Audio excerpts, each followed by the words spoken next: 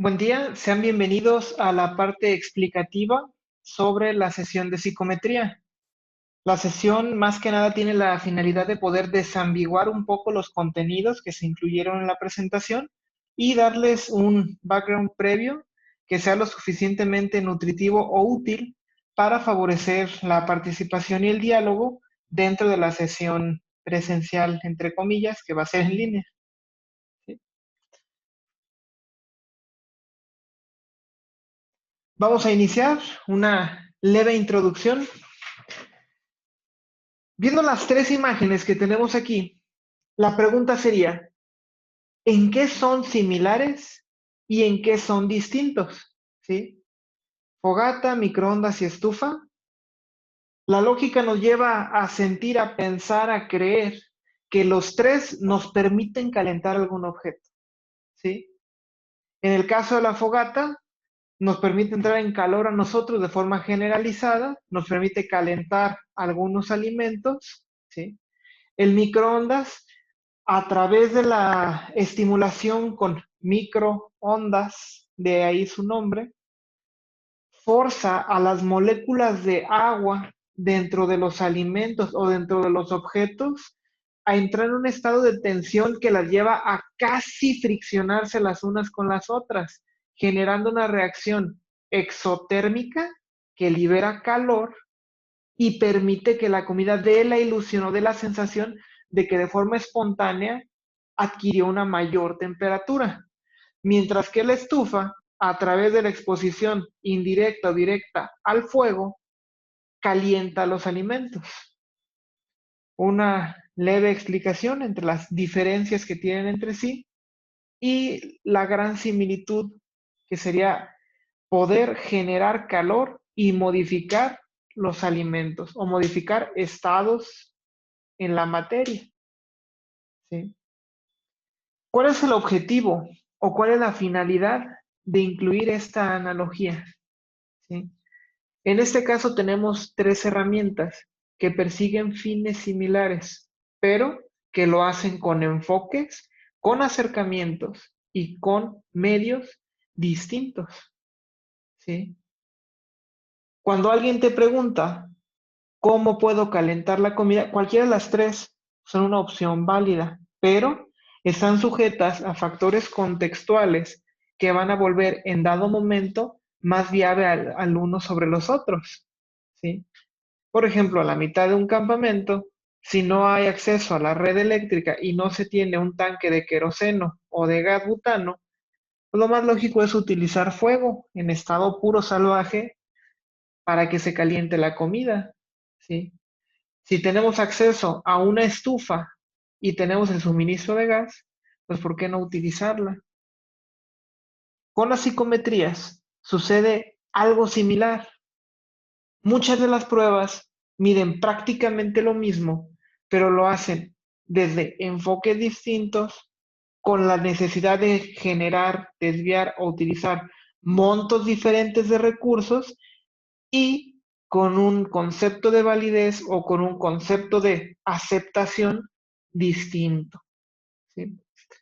Para poder nosotros elegir siempre la mejor psicometría, o en este caso, la mejor herramienta para acceder a ese conocimiento o a esa variable que estamos interesados en evaluar, en medir, en conocer, es necesario prestarle atención a cuatro puntos que se engloban en el concepto dominio. ¿Sí? El primero es conocer. ¿Sí? Siempre que se vaya a utilizar una psicometría, es importante que el evaluador conozca los reactivos, las respuestas, las dudas típicas o los obstáculos recurrentes, frecuentes, comunes, con los que el evaluado se pueda llegar a topar, conocer en qué tiempos o en cuánto tiempo se lleva a cabo la evaluación, conocer el lenguaje y el significado de las palabras con los cuales está redactada la prueba, saber para qué rangos de edad está diseñada, para qué momentos o etapas del desarrollo de la vida ha sido diseñada la prueba, saber cómo se califica, entre muchas otras cosas. ¿Sí? La segunda es ser conscientes o tener noción de cuál es el grado de profundidad que tiene la prueba. Un ejemplo, si estamos interesados en evaluar, o más que en evaluar, en tratar de recoger datos, información sobre la personalidad de una persona, una opción muy viable en cuestión de tiempos y en cuestiones de accesibilidad sería la prueba Lusher de colores, que en más o menos 7 minutos te deja tener un barrido general bastante superficial, pero al mismo tiempo lo suficientemente nutritivo del estado emocional, afectivo que tiene la persona al momento de ser evaluado, ¿sí? No te va a dejar tener un conocimiento tan puntual o tan preciso de los factores primordiales que le dan norte, que le dan estructura, que le dan soporte a esa persona, pero sí te van a dejar conocer cosas tales como su predisposición o su acercamiento a la actividad, o sea, el concepto de actividad, al del movimiento, la forma en la que se relaciona con sus seres queridos y con las personas mundanas de a pie, así como el grado de intensidad que posee en él la manifestación de la agresividad, ¿sí? Destinando únicamente 7 minutos, máximo 10 minutos. En contraste, un MMPI-A o un MMPI-2 te permite tener una visión muy precisa, bastante completa, completamente concreta de todos los elementos que han tenido que combinarse para darle una estructura de personalidad a tu evaluado, ¿sí? Te deja entender su dinámica en el pensamiento, su dinámica de personalidad, su dinámica de interrelación, teniendo bases y fundamentos avalados por una técnica de rigurosidad metodológica fuerte, ¿sí?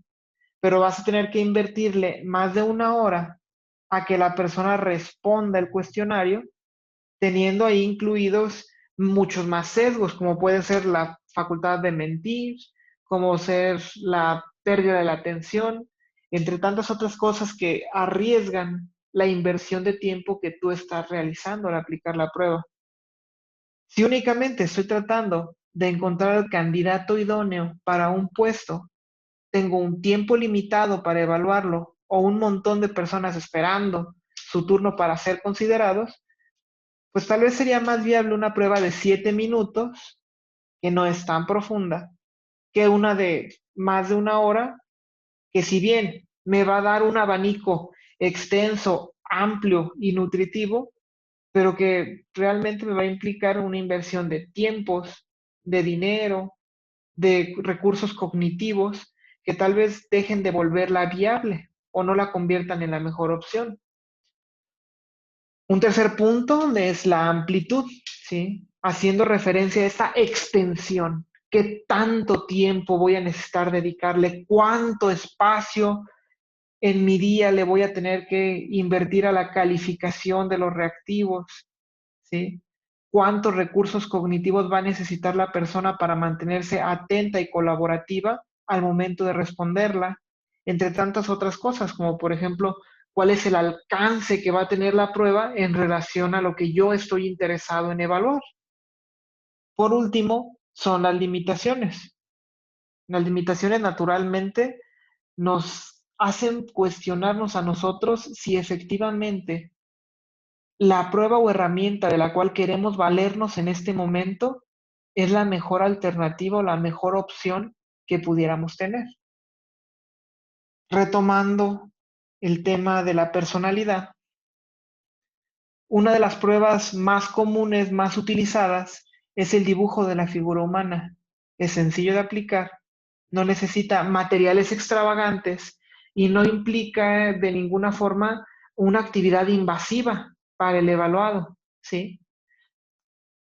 Las desventajas es que se trata de una prueba proyectiva, que se ve un tanto sesgada por las habilidades psicomotrices que tiene la persona, así como por los referentes cognitivos que lo pudieran llevar a sentirse más o menos cohibido o más o menos dispuesto a colaborar con nosotros en el dibujo. así como el tiempo que requiere para su evaluación y el gran problema que implica nuestra falta de pericia o nuestra falta de objetividad metodológica. Mientras que el MMPI-A o el MMPI-2 nos va a dejar saltarnos varios de estos problemas sin caer de forma necesaria en un sesgo metodológico, ¿sí? Teniendo cada una sus pros y sus contras, sus implicaciones positivas y negativas, que nos van a llevar a cuestionar si estamos dispuestos a invertir o a arriesgar los recursos o el conocimiento a generar, ¿sí? Si nosotros dejamos de lado cualquiera de estos 4 puntos, nos arriesgamos no solamente a perder nuestro tiempo, sino el de perder el tiempo de nuestro evaluado, de arriesgar el resultado que se va a obtener y por sobre cualquier otra, quemar cartuchos o desgastar nuestra credibilidad, ¿sí?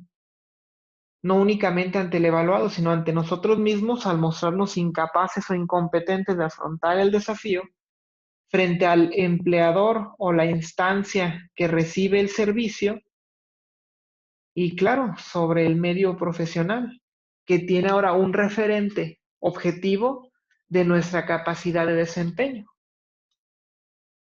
Ya entrando de forma más precisa a las psicometrías, sería prudente hablar de su definición. Etimológicamente podemos hablar de 2 partículas, que sería psico, mente, metría, escala, medición o evaluación. Uniéndolas las dos, se trata de la técnica o la estrategia de recolección de datos que permite generar una medición de los contenidos mentales, ¿sí? Tratando de profundizar un poco más, ¿qué es una psicometría? Pues más que nada es una herramienta, un instrumento que nos va a permitir o tiene la intención de permitirnos acceder a los contenidos mentales, ya sea actitudes, predisposiciones, rasgos, funciones, entre tantas otras cosas que si llegase a haber alguna duda podemos abordar de manera más puntual y más precisa en la sesión virtual. Son instrumentos estandarizados, ¿sí? Sea objetiva o sea subjetiva la prueba, es necesario, es vital, es indispensable que esté sustentada por un proceso de validación metodológico o estadístico, en el cual nosotros podamos tener y brindar la certeza de que lo que estamos haciendo no es una improvisación, no es un invento, no es un capricho, sino que es una ejecución puntual de una disciplina rigurosa que está fundamentada o está basada en el trabajo, la repetición y el análisis de muchas personas, ¿sí?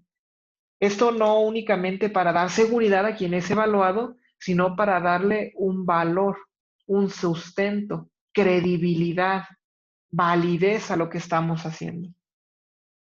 La tercera es que están basadas en estadística. Igual, subjetivas u objetivas, se necesita una validación previa a través de un muestreo y la repetición en estados o en entornos controlados en los cuales sea posible medir, cuantificar y calificar el desempeño o comportamiento de la prueba en sí.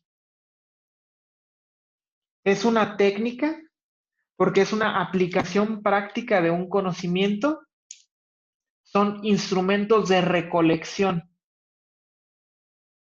Tal como lo dijimos en las herramientas, se trata de un algo, entre comillas, de un qué, que nos va a permitir maniobrar con algunos constructos y variables que de otra forma son muy difíciles de acceder, muy difíciles de apreciar de manera empírica y que de no estar accediendo a ellos a través de un medio, como ya lo dijimos, estandarizado y basado en estadística, estaríamos cayendo en una gran subjetividad, en un sesgo que invalidaría las decisiones o las hipótesis que nosotros pudiéramos generar a partir de la información. Son un medio de análisis, ¿sí? Al igual que lo es el examen general de orina o la biometría hemática, se trata de un estudio que tiene un objetivo, tiene una orientación, tiene una metodología que nos va a permitir a nosotros, pues, convertir algo prácticamente intangible como es una habilidad, una capacidad, en algo maniobrable, en algo operalizable, en algo descriptible o en algo inclusive medible. Y por último, se trata de un medio de interpretación, ¿sí? El ejemplo más básico, el más sonado de todos, es en el caso de las pruebas de coeficiente intelectual. En algún momento alguien se preguntó si efectivamente las pruebas estandarizadas de conocimiento o de inteligencia medían nuestra inteligencia o únicamente se encargaban de cuantificar nuestra habilidad para responder un test estandarizado que supuestamente mide la inteligencia, ¿sí? Toda psicometría, sin importar su alcance, su objetivo, va a estar expuesta o va a ser víctima o va a ser mune a una reinterpretación contextual por parte del evaluador, ¿sí? Otro ejemplo que se me viene a la mente, el aplicar una prueba psicométrica en un entorno poco favorable para el evaluado, forzosamente va a influir o va a contaminar el desempeño y actuación que tenga el evaluado dentro de la prueba, ¿sí? En cambio, si lo hacemos en un lugar óptimo, aun si es la misma persona y aun si ya presentó un resultado contaminado y lo evaluamos en un lugar bien iluminado, bien ventilado, con una atmósfera cómoda, sin distractores, sin ruidos fuertes, es natural esperar que su desempeño y resultados sean mejores. Ahora, ya hablamos un poquito sobre objetivas, subjetivas, pero vamos a profundizar un tanto más en la clasificación que existe dentro de las psicometrías. A grandes rasgos, podemos dividirlas en 4 grupos que al mismo tiempo se superponen los unos a los otros. El primero es el de las pruebas proyectivas, las cuales se caracterizan por, primero, correlacionar un ítem con un evaluado en base a su desempeño típico o a las características que tiene su desempeño, ¿sí? Una prueba proyectiva necesita forzosamente estar validada por la estadística, ¿sí? Necesita de un evaluador que tenga el referente y el conocimiento teórico necesario para dar una interpretación eficaz de lo que está sucediendo y requiere de una evaluación o de una aplicación en un entorno óptimo, ¿sí? Las pruebas proyectivas normalmente se estandarizan o se validan a través de la aplicación y la revisión de rasgos comunes entre los resultados de los evaluados. El ejemplo que se me viene en este momento es en el caso del test visomotor Bender, el cual, si bien está diseñado para detectar anomalías en las funciones cognitivas, fue sometido también a una fase de evaluación psicoanalítica, en la cual, a través de la repetición en personas que padecían ciertos trastornos mentales, se trataba de identificar o de detectar qué trastorno iba acompañado de qué tipo de respuesta. Otra categoría son las pruebas objetivas, las cuales necesitan una validación un tanto más compleja en el sentido de que se basan en relaciones y supuestos matemáticos, ¿sí? Es necesario comprobar la correlación que existe entre un reactivo, su respuesta y el parámetro que se está evaluando, ¿sí? Los ítems se evalúan antes de la aplicación, es decir, se valida que efectivamente cuenten con la validez de criterio, de constructo y de contenido, ¿sí? Las últimas dos categorías son pruebas cuantitativas, caracterizadas por ser escalas numéricas, ordinales o con rangos, y por último, las pruebas cualitativas, en las cuales se ven más que nada variables nominativas y características generales en el evaluado. Algunos ejemplos para pruebas proyectivas sería la figura humana. Para pruebas objetivas y al mismo tiempo cuantitativas, tenemos las escalas Wechsler, que si llevaron una formación neuropsicológica, sabrán que también tienen una vertiente, una rama de interpretación neuropsicológica que a través de la evaluación de las características o del tipo de fallo nos dejan tener una visión más amplia del estado neurocognitivo de la persona evaluada. Un poquito más a profundidad, ¿qué nos permite, en el caso de la psicología laboral, ver, evaluar o percibir la psicometría? Pues lo más básico, lo más estereotipado es la personalidad de la persona. ¿Quién es? ¿Cuáles son los rasgos? ¿Cuáles son las características? ¿Cuáles son las variables que en él se combinan y le dan una identidad? Le dan un esquema de patrones con los cuales se va a empezar a significar y a procesar su desarrollo y performance en la vida. El segundo es cómo afronta a la vida, ¿sí? ¿Cuáles son los patrones? ¿Cómo están formados? ¿Qué función cumplen en su día a día? Se evalúa el cómo se relaciona la persona con su entorno, con las personas, con su familia, con los compañeros de trabajo, y de forma consecuente nos deja ver las fortalezas, debilidades, necesidades que la persona tiene en su contexto de desarrollo específico y las consecuencias que esos tres últimos factores, fortalezas, debilidades y necesidades, van teniendo en su día a día. Ventajas de la psicometría.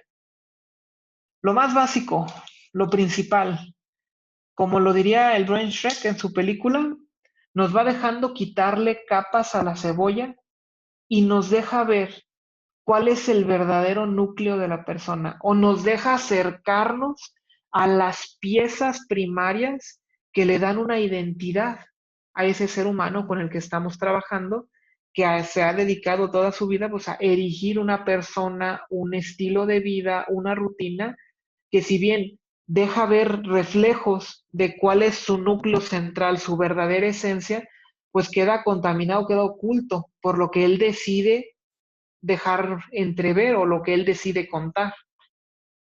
Lo segundo es que nos permite confrontar lo que el evaluado reporta con lo que el evaluado en teoría realmente es, ¿sí? Nos permite dar este contraste más que nada a cuestiones subjetivas, más que nada a cuestiones pragmáticas de lo que la persona puede o no aportar al entorno de trabajo. Nos deja hacer un bosquejo de quién es la persona. Nos deja proyectar, nos deja imaginar cuál va a ser el desempeño, cuál va a ser el comportamiento, cuál va a ser el patrón de interacciones que esta persona va a tener una vez que se sume a nuestro equipo de trabajo, ¿sí? Nos deja forjarnos una idea con bases concretas de qué es lo que vamos a esperar que la persona haga bien, que la persona haga mal o que la persona necesite que nosotros le apoyemos para poder crecer o mejorar. Hay pruebas como lo son las de inteligencia enfocada, como sería Shipley o como lo sería Terman, lo sería Beta 3, lo sería Barranquilla, que nos deja ver la velocidad de procesamiento de la persona, su capacidad para concentrarse, la habilidad que tiene para manejar conceptos lingüísticos, conceptos matemáticos, conceptos visoespaciales, que si bien en este momento no nos resulta algo tan significativo, para un operario de una maquinaria compleja, para un arquitecto, para un biólogo que va a tener que estar en un trabajo rutinario o en un trabajo que demande montos amplios de concentración o de atención sostenida o atención focalizada, pues pueden marcar la diferencia no solamente entre un buen y mal desempeño, sino entre un accidente y pérdidas de vidas. Por último, la psicometría tiene como ventaja principal la creación o al adecuarse o el respetar parámetros, criterios y lineamientos que generen un antes y un después, ¿sí? Poder protocolizar, poder generar una línea que nosotros sigamos y tracemos para buscar nuevos candidatos que sean igual de buenos, que sean mejores o que sean distintos. De la misma forma, pues nos va a ayudar a ver o a monitorear los indicadores base del desempeño, ¿sí? O los indicadores estrella del desempeño en la persona. Algunas otras de las ventajas es aportar un sustento teórico y metodológico a las acciones y decisiones que nosotros vamos a tomar. Puede convertirse en la mejor justificación al momento de hablar de una no contratación o de una sí contratación. Nos puede permitir justificar el por qué una persona ocupa tal o cual puesto, o bien nos permite a nosotros entender o comprender de una mejor manera el por qué es necesario que la persona que va a ocupar tal o cual puesto posea tal o cual habilidad. Nos da un control en las decisiones, ¿sí? Nos ayuda a no decidir a ciegas, a no decidir únicamente por lo que nosotros sentimos como intuición, por la proyección o imagen que nos dio la persona. Nos deja no quedarnos con este enmascaramiento, con este efecto de Pigmalión o con este efecto de halo, que puede hacer que una persona se vea tan favorecida sin tener realmente las características que nosotros necesitamos. Y finalmente, pues nos ayuda a tipificar e identificar a las personas con las cuales trabajamos. Ya lo dijimos en el bosquejo o en el bocetaje de las personas. Si nosotros disponemos de más elementos con los cuales predecir o proyectar el desempeño y el comportamiento de una persona, pues nosotros vamos a poder disponer de más elementos para tomar mejores decisiones que nos favorezcan a nosotros, que favorezcan al evaluado y que por sobre cualquier otra cosa nos permitan operar con la mayor eficiencia y la menor resistencia posible. Desventajas en la psicometría.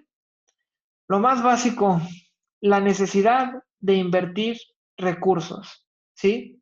Se necesita tiempo, espacios, materiales, capacitación, conocimiento, instalaciones, ventilación, inclusive los focos van a jugar un papel fundamental en el momento de aplicar una psicometría, ¿sí? Si nosotros empezamos a sacarle cuentas a la cantidad de recursos o de materiales, incluyendo nuestro tiempo como evaluadores o el tiempo que le toma a las personas invertir para contestar la psicometría, pues nos damos cuenta de que realmente no es barato. Y si nosotros no elegimos la mejor batería o la mejor prueba, o peor aún, si no aplicamos bien la prueba, pues se convierten en costes operativos que se van a un fondo muerto. La segunda es que, aunque estén validadas de forma estadística, aunque detrás de ellas haya un análisis metodológico riguroso en el cual se mida hasta la correlación entre un ítem y otro, nunca vamos a tener una prueba 100% objetiva, ¿sí? Siempre vamos a estar vulnerables a que exista un sesgo, una ambigüedad o un problema metodológico al momento de la aplicación, sin contar lo que viene más abajo, que es el factor humano del evaluado, su capacidad para mentirnos o de intentar complacernos. Un último punto serían los falsos positivos. Hay condiciones o hay situaciones en las cuales nuestro, bueno, no nuestro, nuestra aplicación puede generar un resultado completamente desfasado de la realidad y hacer que nosotros quedemos engañados o quedemos enmascarados con algo que realmente no corresponde a la realidad, ¿sí? Por ejemplo, las personas que responden sin entender una prueba o que responden teniendo en su cabeza, en su imaginación, en su referente previo, un significado erróneo sobre alguna palabra o concepto.